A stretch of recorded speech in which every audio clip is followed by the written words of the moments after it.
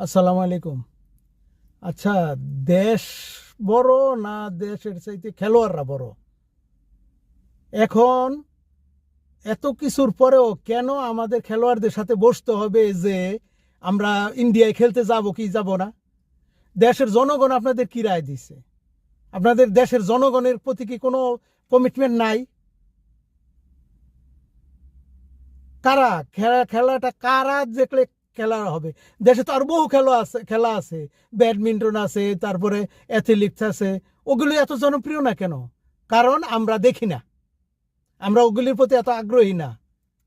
ফুটবলও তো এক সময় পুরো হারাই যাইতে বসছিল, কারণ আমরা ছিলাম না ফুটবলের মাঠে, আমরা গ্যালারিতে ছিলাম না, এই জন্য ফুটবল হারাই যাইতে বসছিল।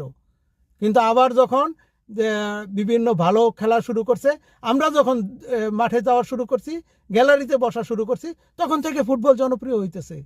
তাই ক্রিকেট কি?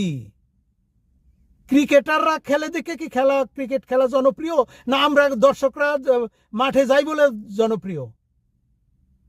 তার কথা আগে কোনোভাবেই ইন্ডিয়ায় খেলতে যাবে না আমাদের দেশ।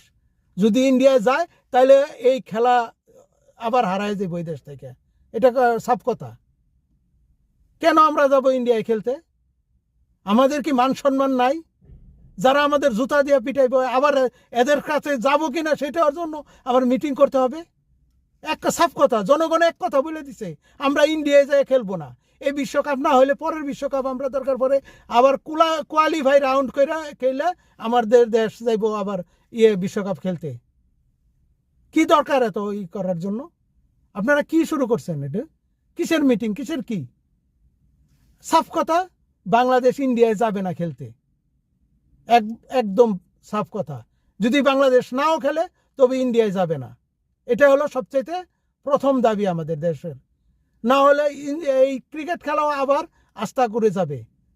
ধরে রাখেন, মাইন্ড ইট যাকে বলা হয়। ধন্যবাদ।